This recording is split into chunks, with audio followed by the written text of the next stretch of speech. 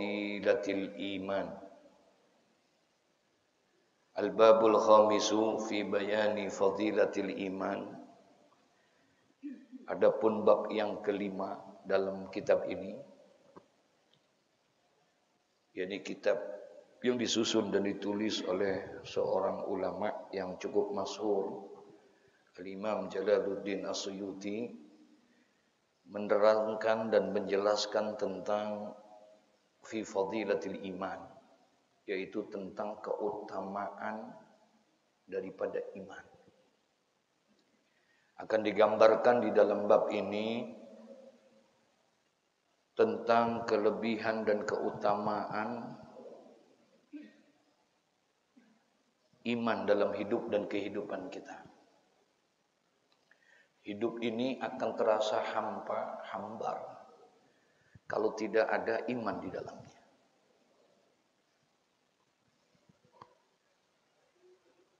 Kalau diibaratkan itu seperti sebuah kendaraan tapi tidak ada pengemudinya. Motor punya, mobil ada, tapi pengemudinya nggak ada. Nggak akan ada manfaatnya, hambar aja hidup itu kalau tidak ada iman. Oleh karena itu terlalu banyak orang-orang di dalam menjalani kehidupan di alam dunia yang penuh dengan ujian dan cobaan ini, yang tidak ada iman di dalamnya, terkadang menyikapi kehidupan ini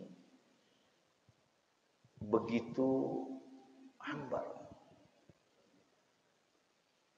Ketika dia mendapatkan ujian, cobaan, problema dalam kehidupan ini, karena tidak ada sandaran buat dia, tidak ada pegangan buat dia, sehingga akhirnya mengambil sebuah keputusan yang sangat hina sekali. Banyak masalah, banyak ujian, iman gak ada, pergi ke mall, naik ke lantai 12. Ternyata ke mallnya bukan mau belanja, naik ke lantai 12 ngapain? Bunuh diri. Kenapa? Iman tidak ada. Tidak ada pegangan. Hidup ini kita sebagai manusia tidak akan pernah terlepas dari segala macam bentuk gangguan dan godaan daripada iblis dan bala tentaranya, para setan. Gangguan-gangguan dalam kehidupan ini, godaan-godaan dalam hidup ini, ada nggak? Ada nggak? Masya Allah, luar biasa. Begitu dahsyatnya gangguan itu. Karena memang iblis beserta para bala tentaranya pernah mengikrarkan dirinya di hadapan Allah. Ketika iblis itu dikeluarkan dari surga beserta para bala tentaranya, iblis sudah menyatakan diri dan meminta kepada Allah. Dia terima keputusan itu. Dia terima kalau dia dikeluarkan dari surga.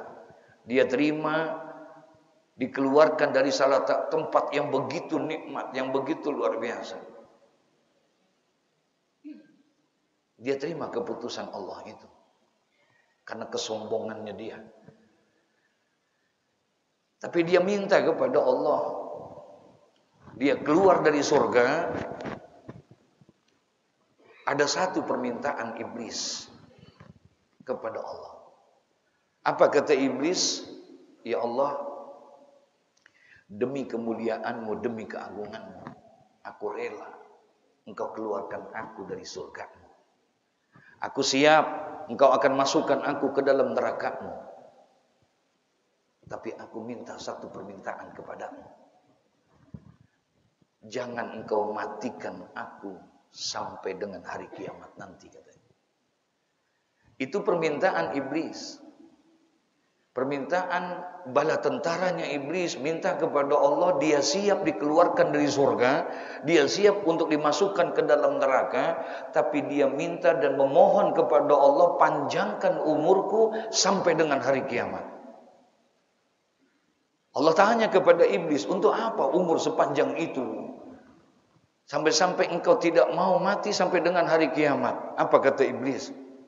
Aku akan ganggu, aku akan goda anak keturunan Adam agar mereka bisa menemani aku nanti di dalam neraka.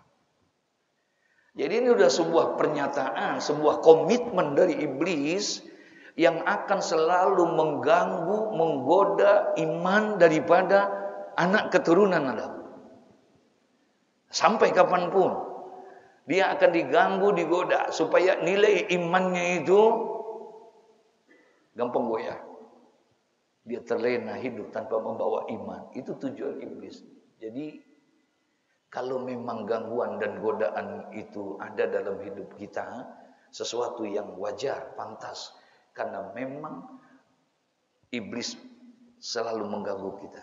Makanya oleh karena itu sering kali saya sampaikan, kita perlu benteng untuk mempertahankan iman kita dari gangguan-gangguan seperti itu, dari godaan-godaan seperti itu, sehingga kekuatan iman kita kokoh dan kuat.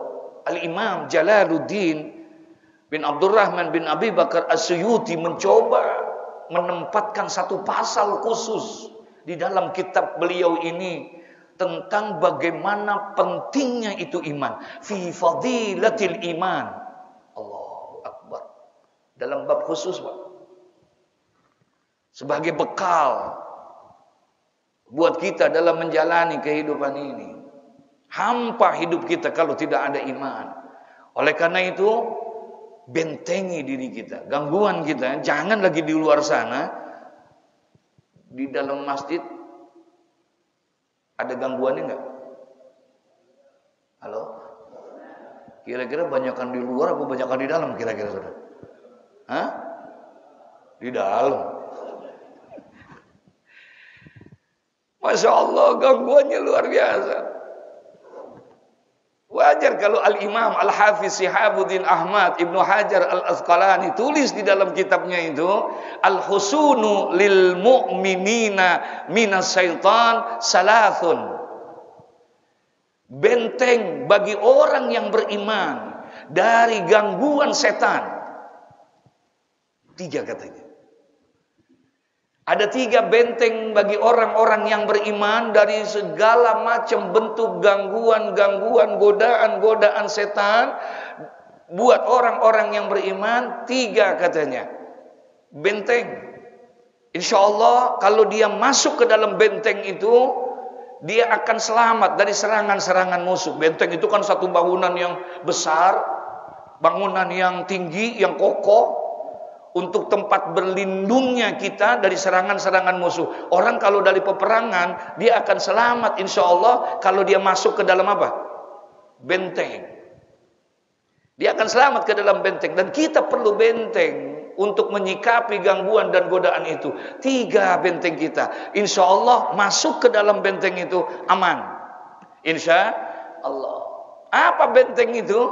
Yang pertama kata beliau, Al-masjidu hisnun.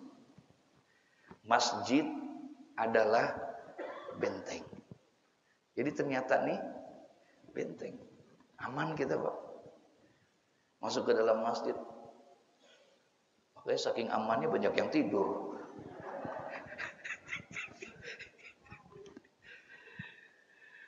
Aman kita masuk, insya Allah. Orang kalau sering masuk ke dalam masjid, orang sering datang berkunjung ke dalam masjid, imannya akan aman, imannya akan kokoh, imannya akan selamat. Karena di sini tempatnya kita berzikir kepada Allah, kita sujud kepada Allah, kita sebut asma min asma'illah. Di tempat ini, insya Allah, makanya nggak sembarangan orang yang bisa masuk ke dalam masjid. Demi Allah, tidak semua orang bisa masuk ke dalam masjid. Betul ya? Berat ini, berat untuk bisa masuk ke tempat ini, berat.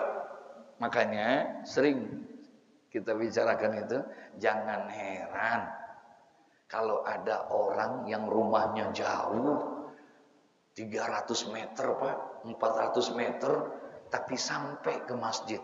Ada nggak? Ada nggak? Jangan heran. 300 meter, 400 meter rumahnya. Bukan zuhur lupa datangnya. Kalau datang zuhur pantas siang. Betul ya? Bukan asar, bukan maghrib. Subuh datang. 300 meter, 400 meter sampai. Jangan heran karena kaitannya sama iman. Begitu juga kita nggak perlu heran kalau ada orang yang rumahnya dekat sama masjid 20 meter, 30 meter tapi nggak sampai-sampai ke masjid. Ada yang begitu? Kenceng amat adanya. Jadi nggak perlu. Apabila engkau melihat ada orang yang datang ke masjid, apabila engkau melihat ada orang yang berkunjung ke masjid, dijamin sama Nabi, fashadu lahu bil iman. Saksikan bahwa orang itu adalah orang yang beriman. Mudah-mudahan kita termasuk orang yang beriman. Amin ya rabbal. Tinggal lihat aja kualitas keimanan kita. Kalau beriman, insya Allah mudah-mudahan kita beriman. Mana buktinya? Ini sholat, ini bukti iman. Agama tidak akan ada nilainya apa-apa kalau tidak ada iman. Agama Islam itu agama yang luar biasa. Tidak ada agama yang diridhoi oleh Allah kecuali agama apa? Inna dina indallahil Islam, agama yang paling indah. Ajaran-ajaran agama luar biasa. Kalau kita jalankan itu Islam dengan sebaik-baiknya, kita masuk ke dalam Islam dengan sebaik-baiknya, kita akan menjadi manusia yang bukan hanya sekedar sempurna, tapi menjadi manusia yang paripurna. Makanya Allah arahkan kita, udkhulu fi silmi kafah. Masuklah kamu ke dalam Islam secara sempurna. Masuk kamu dalam Islam, ke dalam sempurna. Tapi sehebat-hebatnya Islam, sebagus-bagusnya ajaran Islam, sehebat-hebatnya konsep yang ada dalam Islam, dia akan menjadi sesuatu yang sia-sia kalau tidak ada iman di dalamnya. Betul ya? Banyak orang yang ngaku beragama Islam tapi nggak sembahyang subuh. Ada? Halo? Banyak orang yang KTP-nya Islam, datang bulan Ramadan, siang-siang ngerokok. Dia akan sia-sia, Pak. Agama yang begitu indah kalau tidak ada apa? Iman.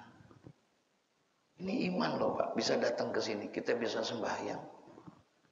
Habis sembahyang subuh, ngaji lagi. Walaupun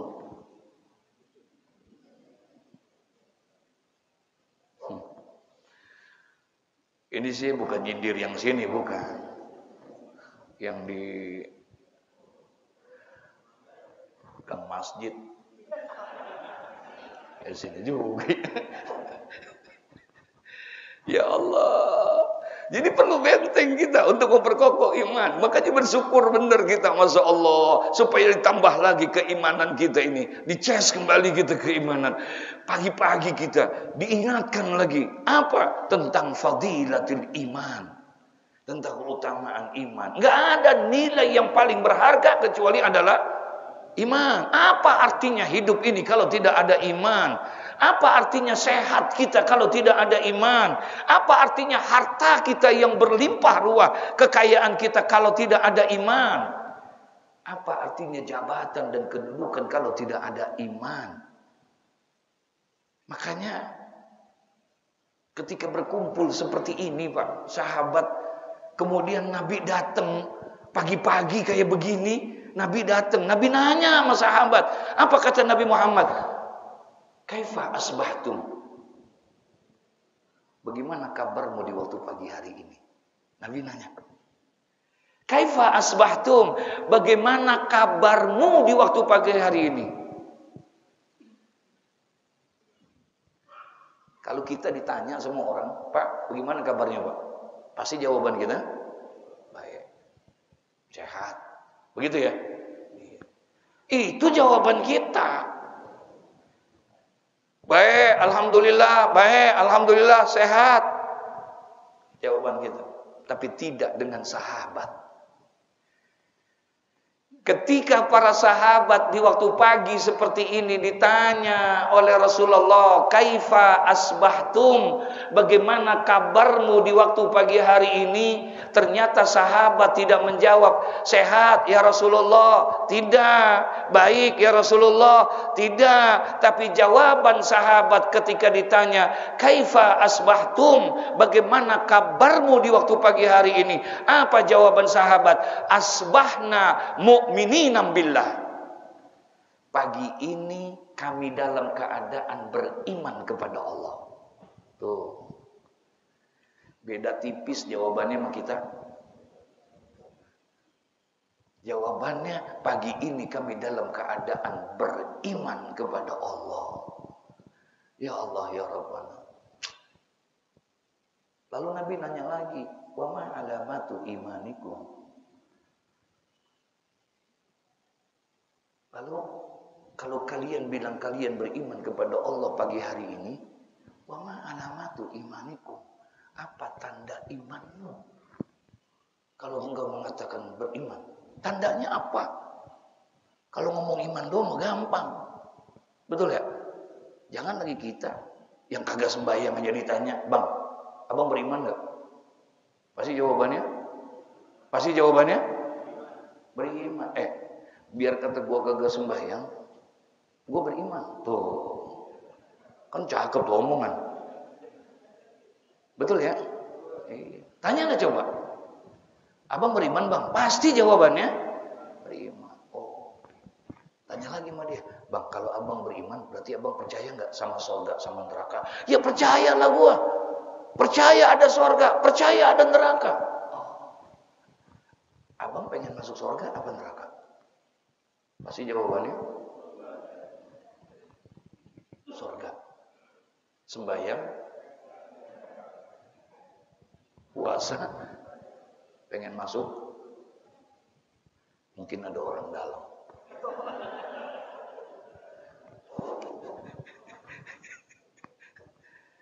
Ya Allah ya Rabbana.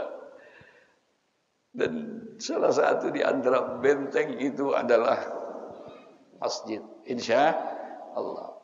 Yang kedua, benteng itu katanya wa zikrullahi ta'ala hisnu. Dan berzikir kepada Allah adalah benteng.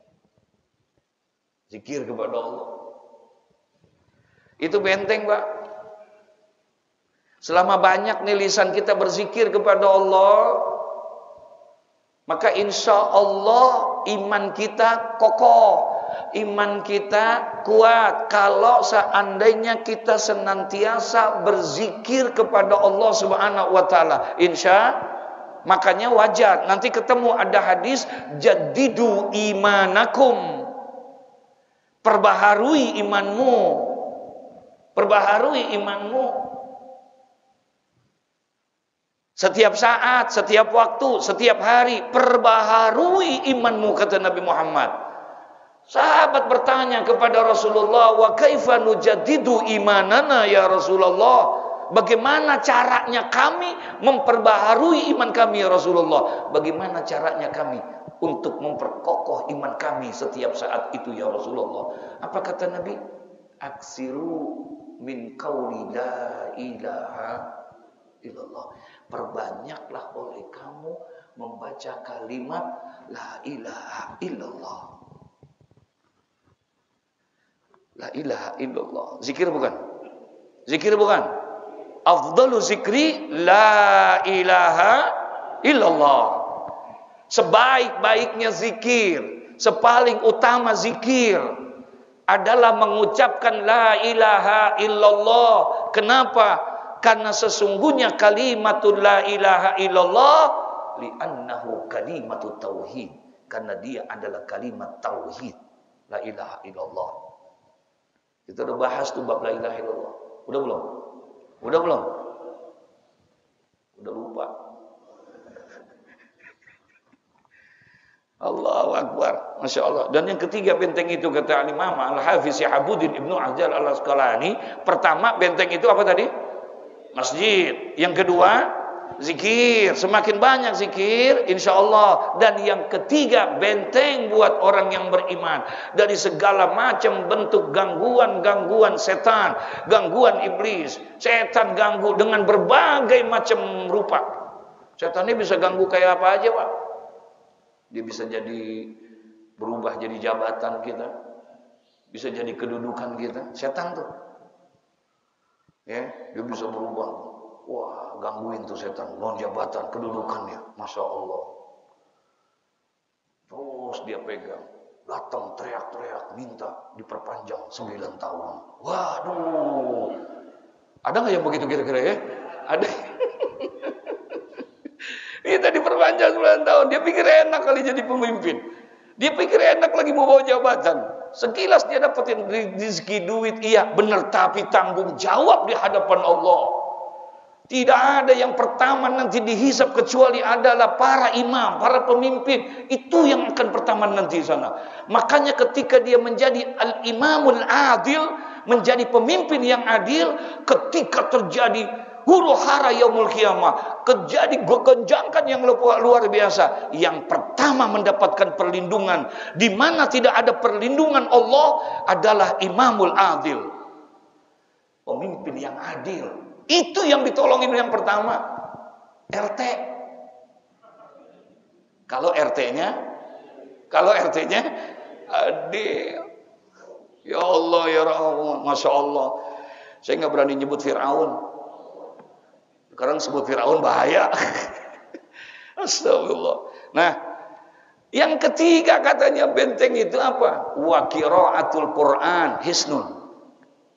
Membaca Al-Qur'an juga adalah benteng. Semakin banyak Al-Qur'an yang dia baca, hatinya akan semakin tenang. Hatinya akan semakin tenang. Insya Allah. Jadi kalau sekarang iman kita ini gampang goyang, wajar.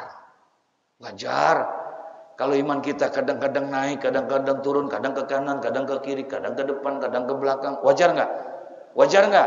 Wajar. Kenapa? Jarang ke masjid.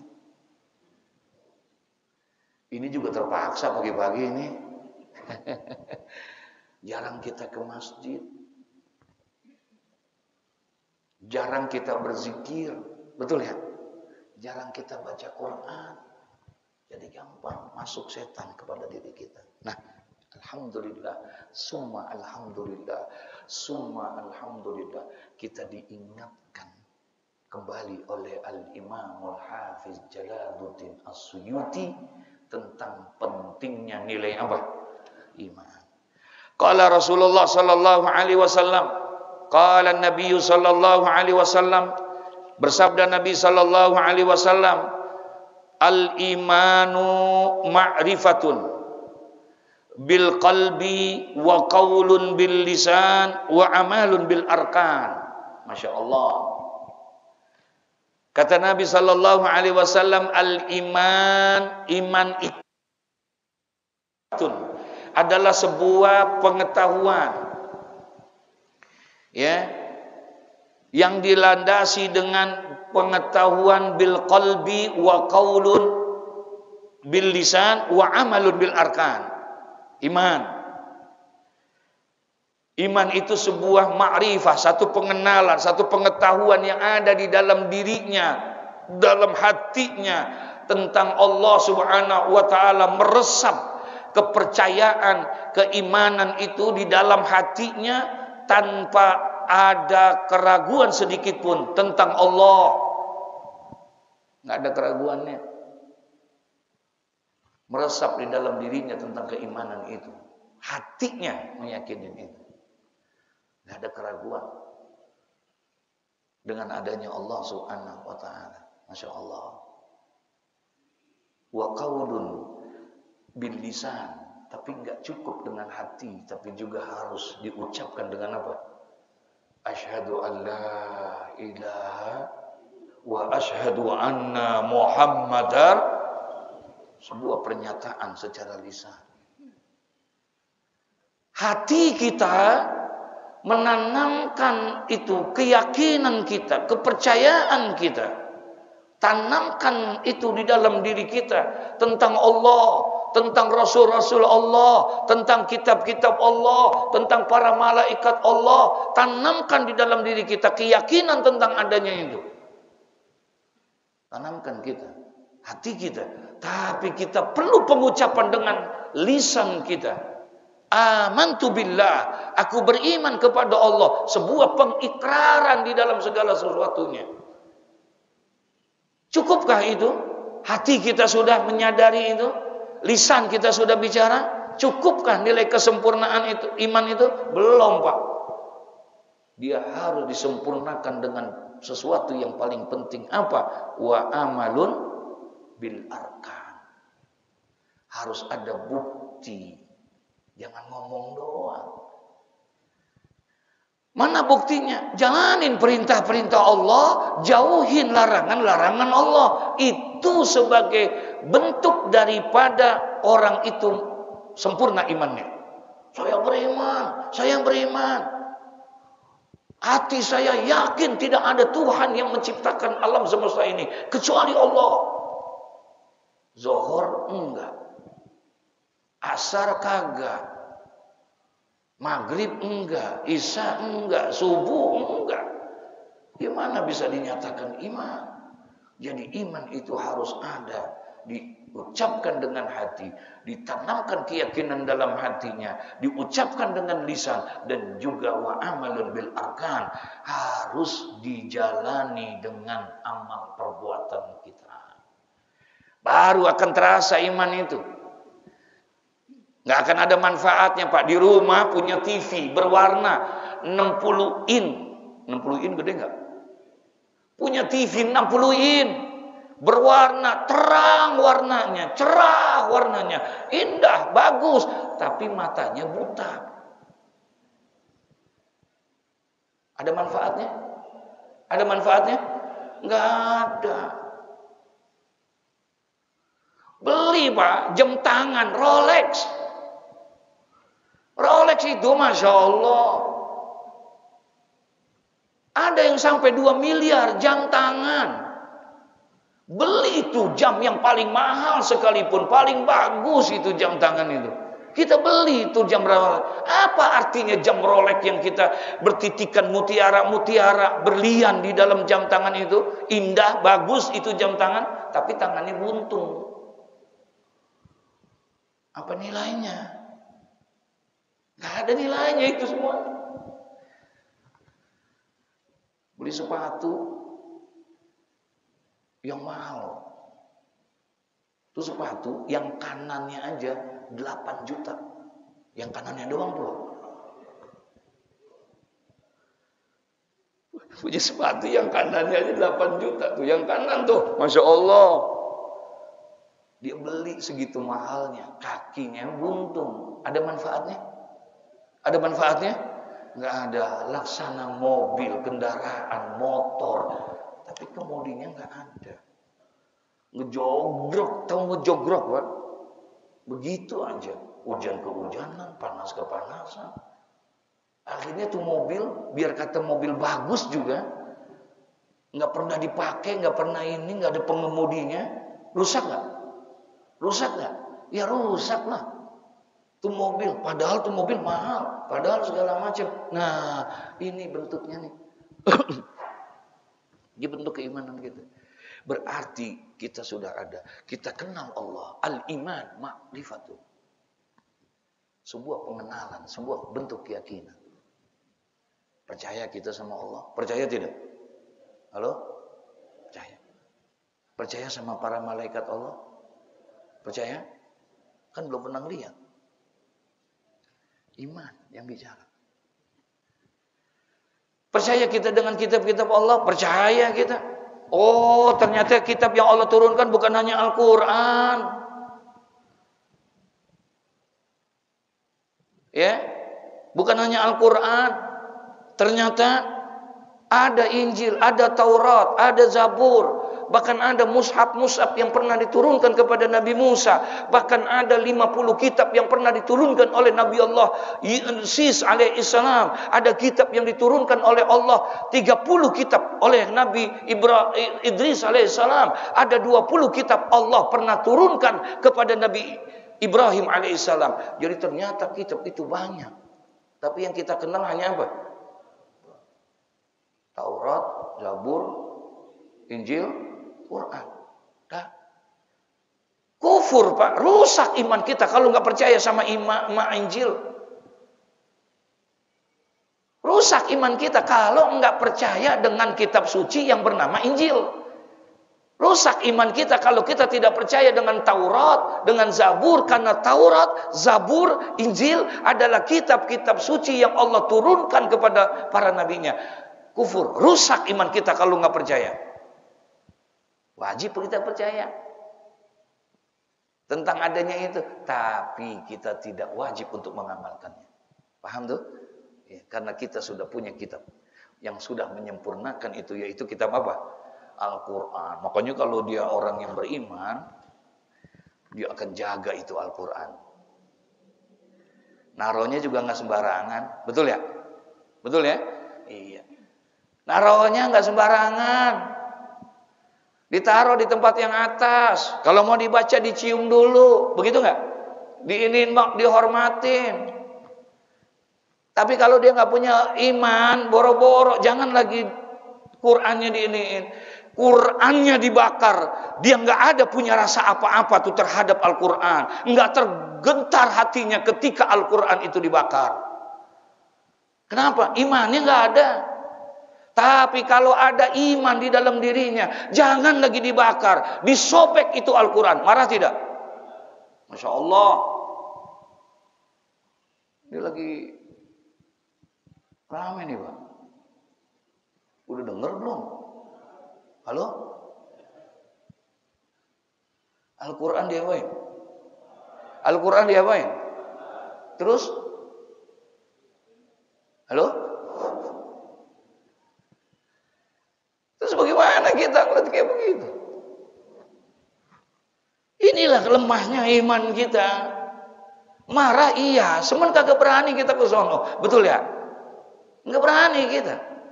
Iman kita lemah, iman kita. Dan ngelihat yang kayak begitu, ya udah dah. Udah ada yang ngurusin. Ada yang ngurusin gitu ya. Gue di sini aja dah. Allahu Akbar. Nilai iman kita kurang. Pengamalan kita harus ada di situ. Bukan hanya dengan hati iman itu. Bukan hanya dengan lisan, tapi wa amalun bil arkan. Harus dia direalisasikan dengan amal dan perbuatan.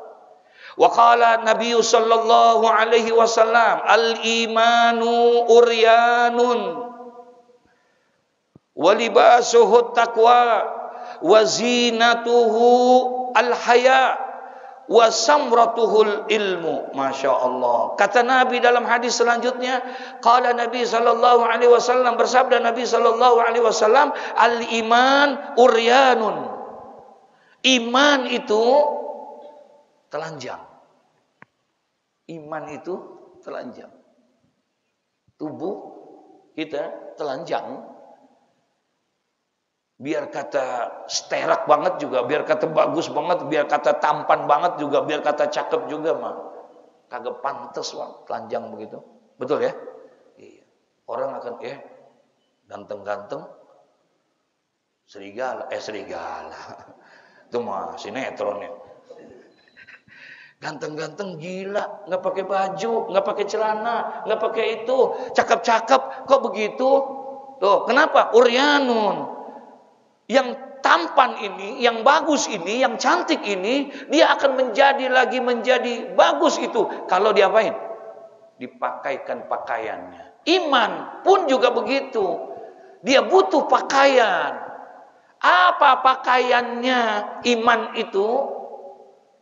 Al-imanu uryanun, kata Nabi.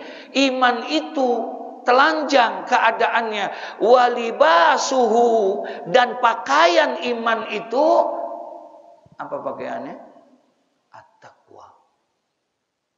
Takwa. Ketakwaan adalah merupakan pakaian iman. Apa yang dimaksud dengan takwa? Insya Allah Pak, kita ini termasuk golongan orang-orang yang bertakwa. Kalau kita bisa mengerjakan dua hal ini, kita akan tergolong menjadi orang-orang yang bertakwa kalau kita bisa menjalankan dua hal ini dengan baik, dengan benar. Makanya para ulama memberikan sebuah definisi yang sangat sederhana tentang takwa. Imtisalul awamir wajtinabu nawahi. Segitu doang udah takwa. Kita akan termasuk golongan orang yang bertakwa. Imtisalul awamir wajtinabu nawahi. Jalanin perintah Allah, jauhin larangan Allah. Kalau dua ini kita jalani, insya Allah Pak. Enggak banyak. Berapa? Dua. Jalanin perintah Allah, jauhin larangan Allah. Bertakwa kita. Dua. Gampang apa susah? Halo? Hah? Dua doang nih, dua. Jalanin perintah Allah, jauhin. Gampang apa susah? Mau bilang gampang, bagaimana? Mau bilang susah, cuma dua. Jalanin tuh. Gampang ngomongnya. Amal ini astagfirullah. Jadi pakaian iman itu takwa apa? Ketika Bapak sholat, berarti Bapak lagi pakaiin pakaian iman kita. Jadi bagus, ketutup auratnya. Alhamdulillah. Tuh zuhur, asar, maghrib, isya, subuh, itu pakaian tuh. Cuma pakaian yang biasa itu Pak. Pakaiin jas biar tambah keren. Ya. Pakaiin jas apa? Tahajud. Itu pakaiin jas tuh namanya gitu. Pakaiin sepatu, duha. Jadi tambah apa? Tambah apa? Iya, pakaiannya. Ya Allah. Al-iman uryanun kata Nabi. Iman itu telanjang. Dia butuh baju dan ternyata pakaian daripada iman itu adalah apa? Terus kalau sudah berpakaian, hiasin, indahin, bagusin, pakaiin tuh aksesoris. Kalau perlu pakai jam tangan, kalau perlu pakai batu cincin, kalau perlu pakai kalung, kalau perlu pakai sepatu. Dihiasin itu. Iman, pakaikan pakaian itu dengan takwa. Wazinatuhu al-haya, dan perhiasan iman. Paham nih? Perhiasan iman. Supaya indah iman itu, apa yang mesti kita lakukan? Al-haya. Sifat malu adalah perhiasan iman. Punya sifat malu. Itu perhiasan yang luar biasa. Akan jadi indah Pak kita. Semua akan jadi indah. Mata kita indah, telinga kita indah, tangan kita indah, kaki, seluruh aktivitas kita akan jadi indah. Kapan? Ketika ada rasa malu di dalam diri kita. Ini malu kelihatannya gampang, tapi ternyata sumber kehancuran itu ada di situ Pak. Dalam riwayat satu hadis, Rasulullah pernah memberikan isyarat. Salah satu tanda hancurnya sebuah bangsa, sebuah negara, kata Nabi Muhammad, yang pertama dicabut oleh Allah adalah dicabutnya, dihilangkannya rasa malu dalam bangsa itu. Kalau bangsa itu sudah dicabut rasa malunya, itu tanda-tanda kehancuran daripada sebuah bangsa. Udah gak punya rasa malu Pak. Makanya malu itu gak bisa dilepas sama iman. Orang yang beriman pasti punya malu. Orang yang malu berarti orang itu al-haya'u minal iman. Malu adalah bagian daripada iman. Bagian daripada iman. Hidup itu akan jadi indah kalau seandainya dilandasi, dihiasi dengan apa? Malu. Ya, Masya Allah. Gak ada orang yang paling malu kecuali Nabi kita Muhammad sallallahu alaihi wasallam. Wa kana sallallahu alaihi wasallam sadidul haya wat tawadu. Nabi adalah orang yang sangat pemalu. Malunya indallah, bukan indannas. Malu yang paling tinggi, malu kepada Allah. Selama ini kita malunya kepada siapa? Kepada siapa? Kepada manusia kita. Kita berpakaian yang bagus, kita perindah semuanya. Kenapa? Malu gua kalau dikatain jelek, dikatain kotor, dikatain miskin, dikatain ini. Malu, maka dia hiasin. Sama Allah enggak malu kita. Dipanggil kita sama camat. Sama camat kita dipanggil. Girangnya udah bukan main kita. Apalagi yang manggil wali kota. Apalagi yang manggil gubernur. Masya Allah, kita datang ke sono nggak berani sembarangan. Malu kita. Betul ya? Oh, dapat undangan dari gubernur, dapat undangan. Apalagi dari presiden. La ilaha illallah. Girang banget kita. Dapat undangannya diciumin mulut tuh undangan. Gue diundang. Siapa? Presiden. Diundang. Semuanya dikasih tahu. Dikabarin nggak? Tuh lihat gua diundang, diundang. Bisa jadi beli baju, Pak. Nggak enak. Nih ketemu presiden, mesti baju yang baru. Begitu nggak? Ya sepatu pakai ini. Tuh kita. Kenapa? Malu lah. Tapi ketemu sama yang menciptakan gubernur, sama yang menciptakan presiden. Begitu-gitu aja kita. Begitu aja. Pakaian kita. Ya Allah, ya Rabbana. Sembahyang. Pakai kaos. Celana pangsi. Betul ya? Udah gitu sembahyangnya di depan lagi. La ilaha illallah. Hari Jumat.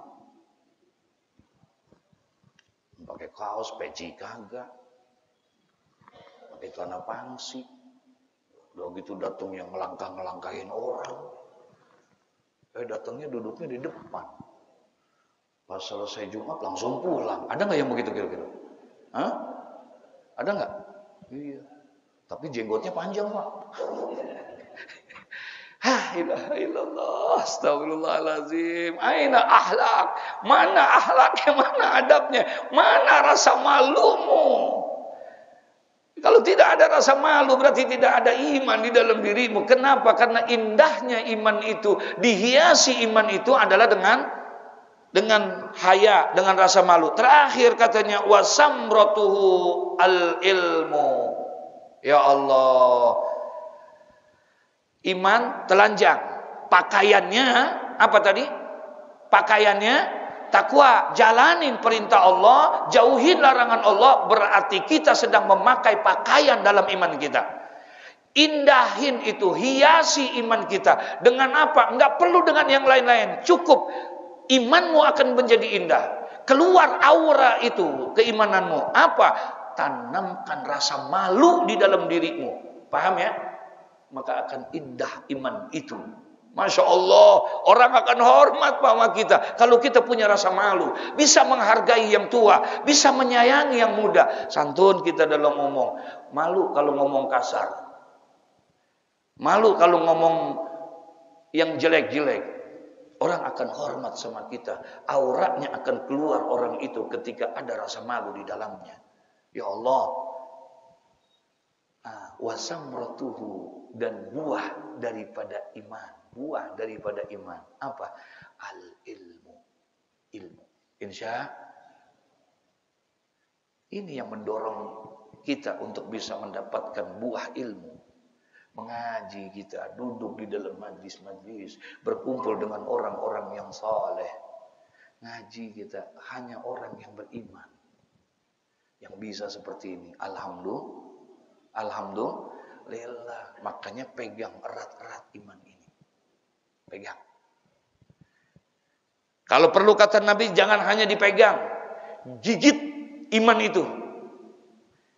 Gigit iman itu dengan gigi gerahammu, supaya jangan terlepas iman itu dalam diri kita. Karena nanti orang akan gampang iman itu. Makanya Nabi 14 abad yang lalu sudah memberikan isyarat kepada kita. Apa kata Nabi Muhammad sallallahu alaihi wasallam? Badiru bil a'mali shalihah. Segeralah oleh kamu beramal dengan amalan yang baik. Segera. Jangan ditunda-tunda. Fasatakunu fitanun kakito'il laili muslim. Hati-hati. Mumpung masih bisa sholat, mumpung masih bisa haji, mumpung masih bisa sedekah, masih mumpung segala macam, bersegeralah kamu melakukan ibadah itu. Kenapa? Fasatakunu fitanun kakito'il laili muslim. Nanti akan terjadi satu masa akan terjadi, kata Nabi Muhammad, di mana di dalam masa itu, di zaman itu, di waktu itu, fitnah begitu banyak, ujian begitu banyak, cobaan begitu banyak buat dirimu, sehingga engkau akan menjadi sulit beribadah. Nanti sulit. Kalau sekarang masih bisa nggak? Masih bisa. Nanti satu masa akan terjadi kita, di mana kita akan sulit beribadah. Kita udah ngerasain Pak, 2 tahun. Mau sembahyang susah, betul ya? Ngumpet. 2 tahun loh kita. Datang bulan Ramadan, tadinya syiar, ada taraweh, ada ini. Ternyata nggak ada, kosong. Bayang tarawih ngumpet. Jam 9, jam 10, lampunya diapain? Dimatiin. Takut ada Satpol PP. Itu sampai begitunya kita. Udah ngerasain belum? Udah terjadi belum? Ya Allah, ternyata sholat susah Pak. Fitnah, itu baru satu fitnah. Itu fitnah namanya corona. Itu baru satu fitnah. Tapi di sini fitanun jamak dari fitnah. Berarti banyak fitnah. Itu baru satu fitnah. Udah sulit kita mau sembahyang. 2 tahun jamaah haji Indonesia tidak berangkat. Betul? 2 tahun. Masya Allah. Begitu beratnya tuh. Makanya kata Nabi, badiru bil a'mali salihah. Segeralah kamu, mumpung sehat, mumpung punya kesempatan, mumpung punya segala-galanya, jangan tunda-tunda beramal saleh. Fasatakunu fitanun kakito'il laili muslim. Karena nanti akan terjadi satu masa, di mana di masa itu akan terjadi fitnah-fitnah yang luar biasa, sehingga akhirnya hatimu gelap laksana malam yang gulita. Orang kalau udah gelap udah susah. Betul? Kalau udah seperti itu, jangan heran kata Nabi, yusbihu rajulun mu'minan wa yumsi kafirun. Pagi dia beriman, sore kafir. Wa yumsi rajulun mu'minan wa yusbihu kafirun. Sore dia beriman, paginya kafir. Nabi loh yang bilang. Kenapa bisa begitu? Fitnah begitu banyak. Yabi'u dinahu bi'aradi dunia. Kenapa? Karena mereka jual agamanya hanya untuk kepentingan apa? Dunia. Udah terjadi? Udah ada belum? Iya.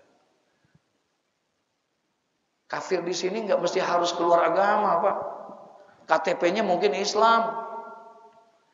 KTP-nya Islam, tapi tidak mengamalkan ajaran Islam. Dia tinggalkan itu sholat. Jumat ditinggalin. Yang 5 waktu ditinggalin. Berarti dia telah mengkafirkan diri dia di hadapan Allah. Nauzubillah. Minta sama Allah. Allahumma jammilna bil afiyati wassalamah. Wa haqiqna bitaqwa wal istiqamah. Itu doa kita. Indah banget itu Al-Imam Al-Habib Abdullah bin Alawi Al-Haddad. Doa itu diajarkan oleh sang gurunya yang tercinta Al-Habib Umar bin Abdurrahman Al-Attas.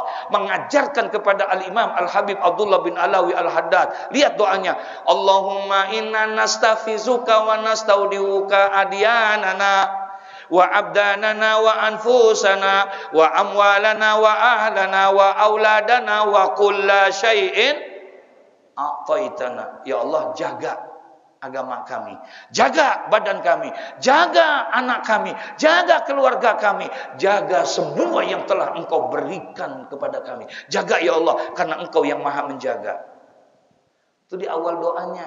diakhiri doanya tadi, Allahumma jamilna bil afiyati wassalama wa haqiqna bitaqwa, minta istiqomah. Mudah-mudahan Allah berikan taufik hidayah kepada kita. Allah berikan kekuatan iman dan Islam kepada kita sehingga kita di dalam menjalani kehidupan yang penuh dengan ujian ini, iman itu selalu ada terdepan di dalam diri kita. Amin ya rabbal al-Fatihah.